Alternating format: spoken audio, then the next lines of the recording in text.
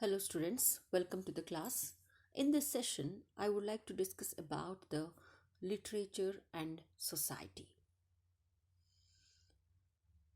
That literature is a reflection of the society is a fact that has been widely acknowledged. Literature indeed reflects the society. Its good values and its ills in its corrective function, literature mirrors the ills of the society with a view to making the society realize its mistakes and make amends. It also projects the virtues or good values in the society for people to emulate. Literature, as an imitation of human action, often presents a picture of what people think, say, and do in the society. In literature, we find stories designed to portray human life and action through some characters who, by their words, action, and reaction, convey certain messages for the purpose of education, information, and entertainment. It is impossible to find a work of literature that excludes the attitudes, morale, and values of the society, since no writer has been brought up completely unexposed to the world around him. What writers of literature do is to transport the real life events in their society into fiction and present it to the society as a mirror with which people can look at themselves and make amends where necessary. Thus, literature is not only a reflection of the society but also serves as a corrective mirror in which members of the society can look at themselves and find the need for positive change. It is necessary to take a close look at some works of literature in order to understand how literature actually reflects the society. A literary man is as much a product of his society as his art is product of his own reaction to life. Even the greatest of artists is sometimes a conscious, sometimes an unconscious exponent of his time spirit. The time spirit is the total outcome, the quintessence of all the political, social, religious, and scientific changes of a particular age. The historical aspect of literature, therefore, minor or unimportant, though it may be for aesthetic purpose, cannot be totally ignored. Thus, literature reflects his a time spirit. No writer can escape influence of his age. Every man, according to Goethe's statement, is the citizen of his age as well as of his country.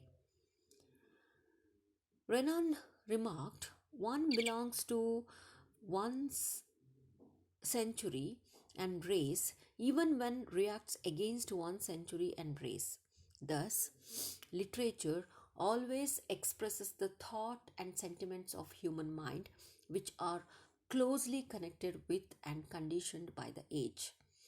The influence of the age on the human mind is due to the fact that the latter is constantly influenced by the spirit of the age and reacts to it vividly and vigorously.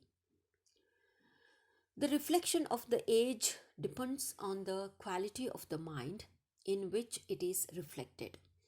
If a work of literature is to be judged by the quality of this reflection, it is apparent that if depends on the quality and nature of the reflecting mind.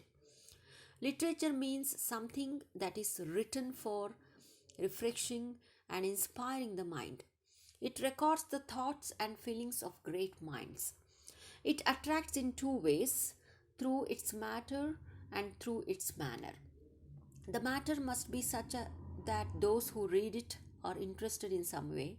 The manner must be such as will be pleasing to the reader and adds to its fund of knowledge. We live in a society. There are relations and interrelations between men who live in the society. We like to hear about our fellow men who live in society, their thoughts and feelings, their likes and dislikes. Naturally, if we have the power of language to express the feelings, we are well on the way to creating literature.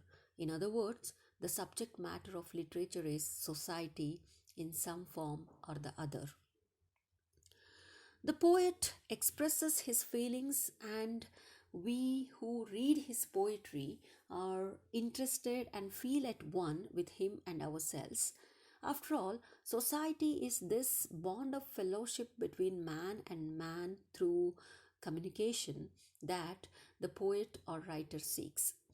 If literature expresses social sympathies, naturally it is bound to exercise some positive influence on our mind and attitude. Society reacts to literature in a living way.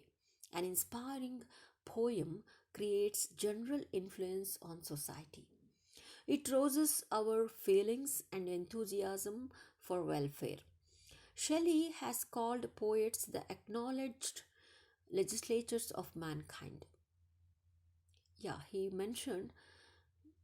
called the poets the unacknowledged legislatures of mankind. The functions of legislature is to lay down the law, a settled course of action that men may follow. Poetry and literature generally do this in a quiet and in a very simple way. Novels are known to have changed the directions of the human mind and set in motion movements that have altered our ways of life. The influence of literature on society is felt directly or indirectly. Thus, Miss Stowe's Uncle Tom Cabin was directly responsible for a movement against slavery in literature and life in USA of those days. The novels of Charles Dickens had an indirect influence in creating in society a feeling for regulating and removing social wrongs, calling for necessary reforms. Sharat Chandra's novels have gone a long way in breaking conservatism as regards women in our society. It is thus clear that if we are interested in literature and its influence is bound to move us amply, literature is made out of the lore of life. No doubt, the realistic artist brings to a focus the oddities and cruder aspects of life overmuch. But to know life fully, not only the bright side but also the seamy and dark side of life is to be known. Thus, society creates literature. It may be described as the mirror of the society, but the quality and the nature of the reflection depends upon the writer's attitude of mind, whether he is progressive in his outlook or reactionary.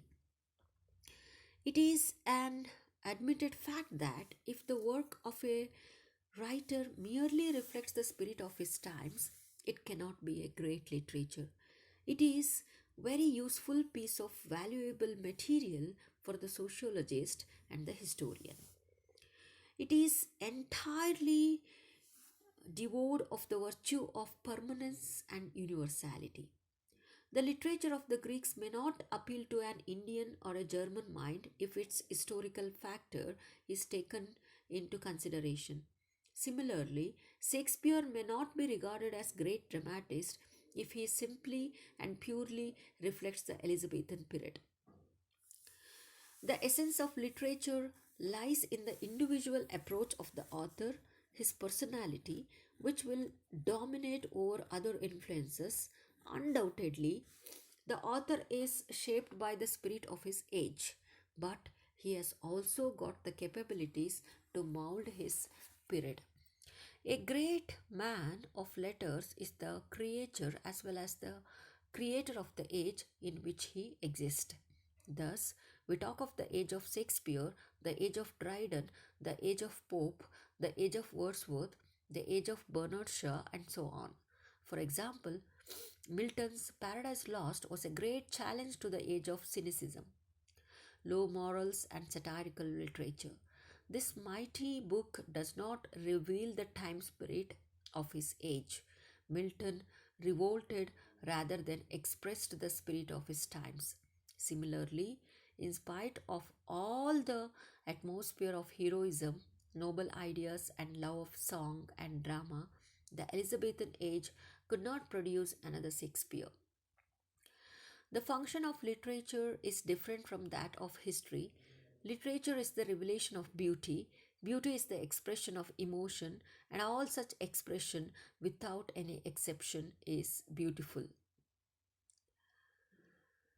So, there is objectivity in our appreciation of the beautiful.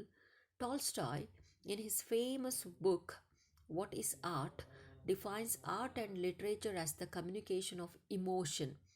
When we tell a story, compose a song, or a paint a picture with the object of communicating to others an emotion, we have ourselves felt that is art.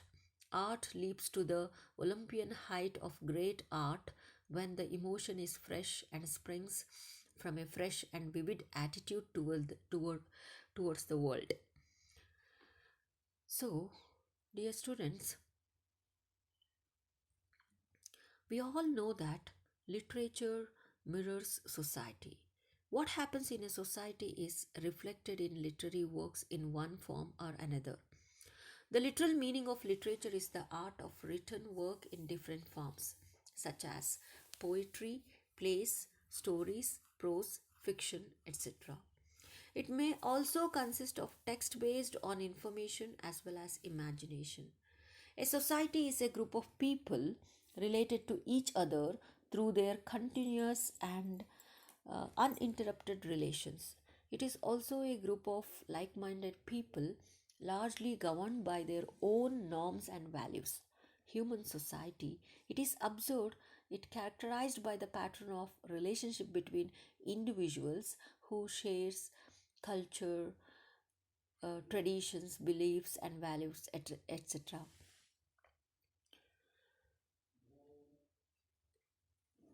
So, the influence of literature on society is felt directly or indirectly. The poem shows that how we acquainted with the examples of the real life, and also uh, it's mainly uh, literature is only one of the many channels in which the energy of an age discharges itself in its political movements, religious thoughts, philosophical speculation, art. We have same energy overflowing into other forms of expression. The study of English literature, for example, will thus take us out into the wide field of English history, by which we mean the history of English politics and society, manners and customs, culture and learning, and philosophy and religion. However, diverse the characteristics which make up the sum total of the life of an epoch. These, like the qualities which combine in an individual, are not. Our aim must therefore be to correlate the literature of any age to all the other important aspects of the national activity of the time. Thus, it is very essential to know the characteristics of the age in which the writer lives. A writer is not an isolated fact, but the product of the age in which he lives and works. His picture of life is pervaded with the influence of his age. So, the literature is simply a mirror of life, a reproduction, and obviously a social document literature. Thank you very much for listening.